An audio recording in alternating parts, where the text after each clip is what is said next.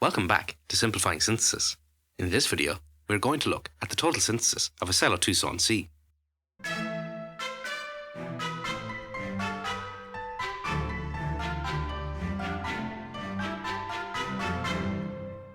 This work was published by Sanchez and Thomas Maimone in JACS in their paper Taming Shapeshifting Anions, Total Synthesis of Ocellatusone C. This molecule was first isolated in 2020 from the photosynthesizing sea slug Placobranchus ocellatus. This is a very interesting organism, as it consumes photosynthesizing algae and sequesters their chloroplasts, allowing the slugs to produce their own photosynthetic products.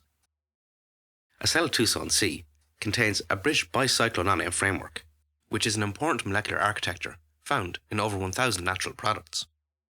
Upon deprotonation, this bicyclo 331 skeleton can exhibit homoaromaticity and can undergo valence isomerism with a 322 nonane structure. Homoaromaticity is a special case of aromaticity where conjugation is interrupted by a single sp3 hybridized carbon atom. In this molecule, it can occur in two different rings and is termed bishomoaromatic. This anion can rapidly shapeshift via co-rearrangements, and this allows the negative charge to be delocalized. So let's take a look at the retrosynthetic strategy for this target. Harnessing the delocalized nature of the anion, they can install the side chain on the sp3 carbon using a copper-accelerated Stille coupling.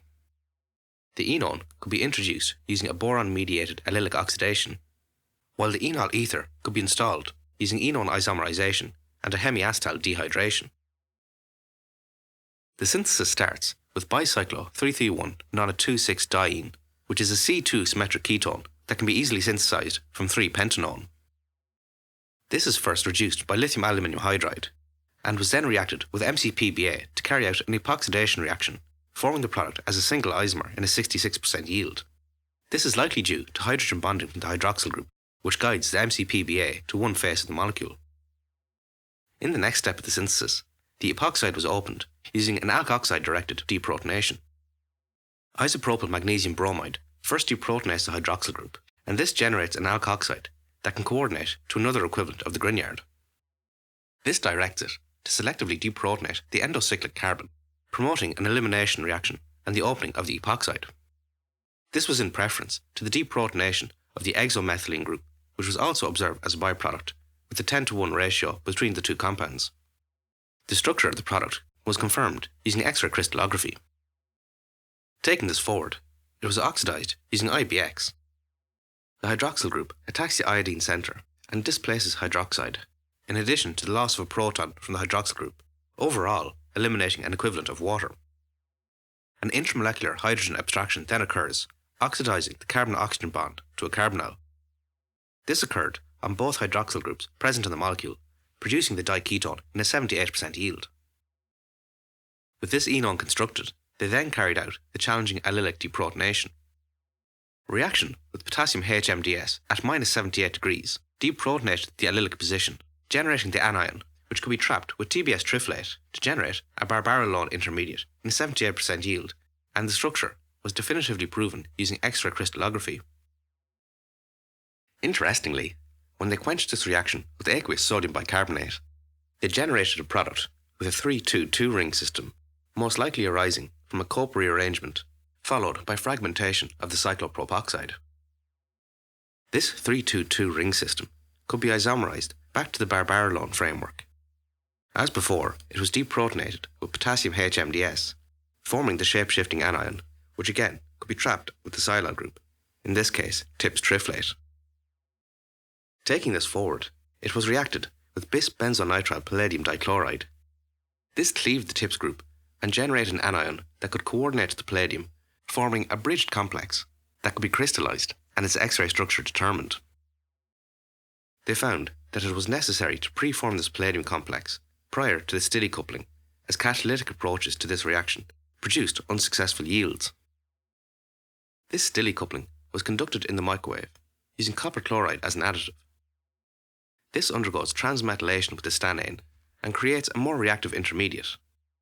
This was reacted with the palladium complex and undergoes transmetallation followed by reductive elimination to create the new carbon-carbon bond. They also observed isomerization of the enone during this reaction, likely due to the formation of a shape-shifting intermediate. To reinstall the carbonyl group that was lost to this isomerization, they would first borylate it in preparation for later oxidation. Bis-pinacol borane was first reacted with copper chloride, triphenylphosphine, and methanol, forming a copper pinacol borane adduct. This underwent conjugate addition to the enone, selectively forming the endo product in a 57% yield. In the next reaction, they formed the enol-ether. A hemiacetal is first formed at the carbonyl group by reacting it with tosylic acid and methanol. The resulting hemiacetal can be further protonated, and an elimination can occur, forming the double bond. As this reaction requires an alpha proton, only one of the carbonyls reacts, as the other is flanked by two quaternary centers. This reaction is driven forward by the loss of water, which is sequestered by trimethyl orthoformate. Protonation by tosylic acid promotes the loss of methanol and the formation of an oxonium compound that rapidly reacts with water, causing the loss of another equivalent of methanol and the irreversible formation of methyl formate. With the enol-ether now in place, all that remained was the installation of the final carbonyl group. To oxidize the pinacol borane, they used sodium perborate tetrahydrate. This generates hydrogen peroxide in situ, which adds to the boron, forming a borate intermediate. This then forms a carbon-oxygen bond and eliminates hydroxide. Migration of the carbon-boron bond to form a carbon-oxygen bond then occurs, together with the elimination of hydroxide. This hydroxide then acts as a nucleophile, once again forming a borate, which can be hydrolyzed to generate the target alcohol.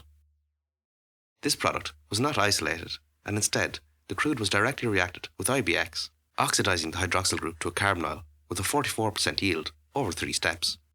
This completed the synthesis of Ocellatusone C. Well, that's it for this week. In the next video, I'll look at the total synthesis of bipolamine I.